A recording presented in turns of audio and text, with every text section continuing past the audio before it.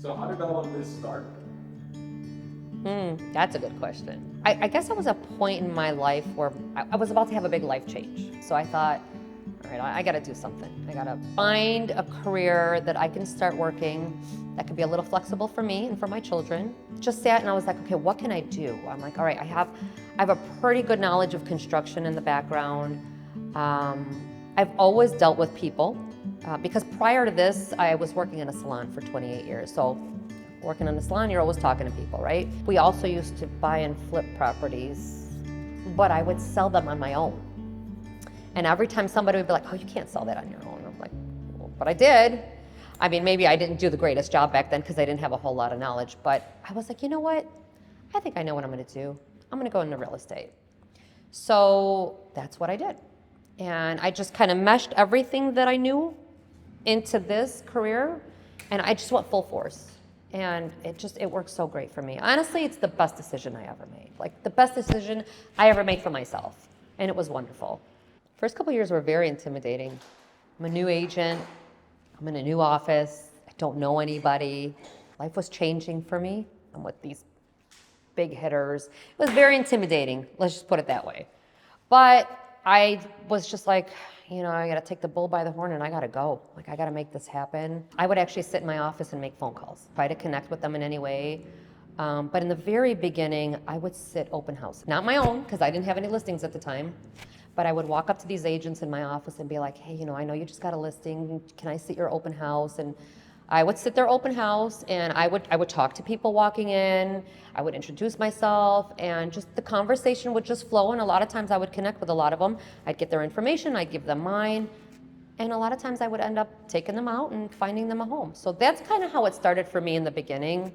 Once I got into it, it was very natural. Because I guess I'm a people person is what people say. They're like, you're a chatterbox, which is good. But I mean, I think people feel comfortable with me and that's what helps. Anyway, first year, I will never forget this story. So I was a rookie first year in the office, right? And I was walking through the office and I'm walking past Barry Paoli's office and he had his office door open and calls my name and I'm like, did he just call my name? So I walk back and his door was open. I says, hey, what's up, Barry? And he says, what are you doing this Thursday? I forgot what day it was. And I said, I don't know. What am I doing? He goes, well, you got to come to the office award ceremony. And I said, why is that? He said, because you just made Rookie of the Year. And I just stood there and I'm like, I don't even know how that happened. But okay, I'll take it, right? So I busted my ass the first year. And then after that, it just, kind of came natural. But I think the big challenges that I faced were balancing the new career, learning new things, learning new ways, and balancing it with life. Still, like, I would go show a house, and then I'd be like, okay, I gotta leave by 2:45 because I gotta pick up my son from high school, and I gotta drop him off at home, make sure I make him a quick sandwich, and then I could, resume my showings at like around 4:30. So it was all over the place. It was a little chaotic, but once I learned that balance, it was smooth going from there. I love it. I love helping people. I love seeing the smile on their faces when they walk into the house. And like, I could show a client 10 houses and I swear the one they always end up buying is the one that when we walk in that front door, they stop walking and their eyes just light up before we even see the rest of the house. And I'm like, this is the one. I could just tell.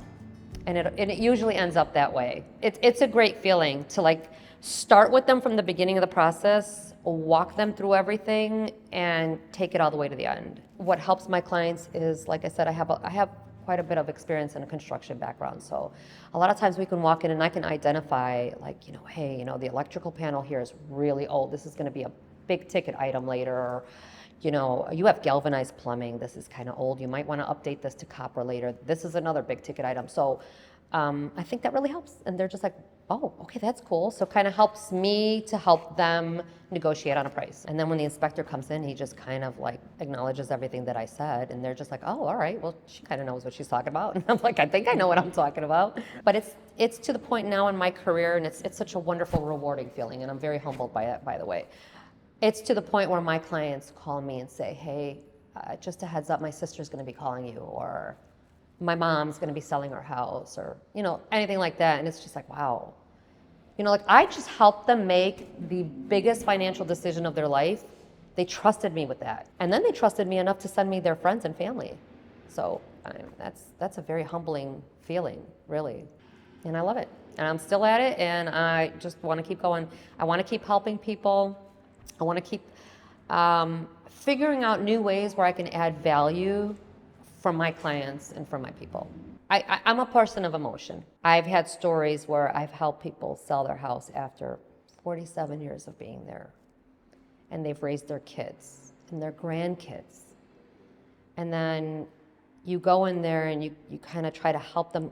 You help them sell the house and you help guide them. And everything goes through and you negotiate the deal. And then you get to the point where they're starting to pack and they're leaving. And they're crying. Because you're thinking, oh my God, I didn't just sell their house. Like this 47 years of memories. Like they're putting these photo albums in a box, and where are they going to go with it? Right? So then I realized I'm not just selling real estate. I'm selling stories, memories. I'm helping them. And that's kind of when it occurred to me, like, people have a life in this home, and they could probably still hear their kids running around and their grandkids. I know for me, when I had to leave my home, and I didn't want to leave it, it just, situations in my life happened and I had to leave. I remember the day that all the boxes were out and I just went and did the last little cleanup, and it was like echoes. And I just kind of stood there and I'm like, oh my God, I could still hear my little kids running around, and toys and TV and just things, So that's what it's all about. It's not just selling real estate. You have a human connection. You got to have a human connection to people. And they're spending a lot of money to purchase these homes, and they're really trusting us. So again, I'm just very humbled that they do. And I hope I don't disappoint them. I just want to make sure that I'm always at the top of my game, and I can always help them in any way that I can. I just have this wonderful feeling when I get those people to that closing table, and I'm just watching them make a huge life change. Like their life is about to change. They have either sold a home, purchased an investment property. Last month, for example, I was sitting there and I was watching my clients. I helped them purchase a home, and I'm watching them sign the papers. She's 23 and he's 24, and they just bought their first home. And I'm like, oh my God, they're babies. They're literally babies. Like they're my kids' age, and they're about to buy a home. Like I'm about to hand them the keys. It was a great feeling. It really was. So I'm first-born generation here in the States. My grandparents were immigrants.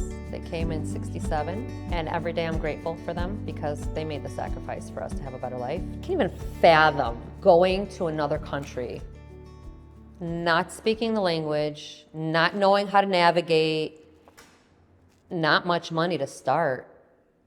You leave everything behind, half of your family, because you got to go to the other country and work and then bring them. I don't even know how my grandparents did it, but I'm grateful that they did. But yeah, so I was born here, raised here, been here all my life. I don't think I'll ever leave Chicago. This is my home. This is my place. And I love Chicago real estate. I love Chicago architecture too. I grew up in Albany Park. My grandparents lived in Lincoln Square. So if we weren't home in Albany Park, we were in Lincoln Square with my grandparents. So those two areas just have like a special place in my heart. I love those areas. I'll go where my clients take me. I service wherever my clients want to go. But for the most part, I live in Skokie. And I lived in Niles prior to that, and I lived in Morton Grove prior to that. So I think that's kind of my niche. That area, Edison Park, Norwood Park, that's where my office is. Those are the kind of areas that I service. But again, a lot of times my clients might have a family member in a completely different area, and I'm happy to go out there and help them there too. So honestly, I just want to say that I really do love what I do. And I want to extend my fullest gratitude to all my clients that trusted me to help them buy a home. Because I know that's not a small decision. I know that's a big thing. And the fact that I was there by their side when they were doing it, it's very humbling. So I do have a lot of clients that text me. I mean, even if it's like I sold them a house like 3 years ago or whatever, they'll text me and they'll say, hey, it's me, how are you doing? By the way, we need a roofer or we need an electrician or, hey, can you recommend a cement guy? And the fact that they call me and they still trust me, and I'm like, dude, that just puts a smile on my face. It's like, oh my God, yes, of course I know a cement guy. Yes, of course I know an electrician. Here you go, call me anytime. You're never bothering me. That's just kind of what I want to say. I'm in a really good place in my life. I love what I do. My kids are good. I have 2 beautiful adult kids. I have a grandson. What more can I ask for? Life is beautiful.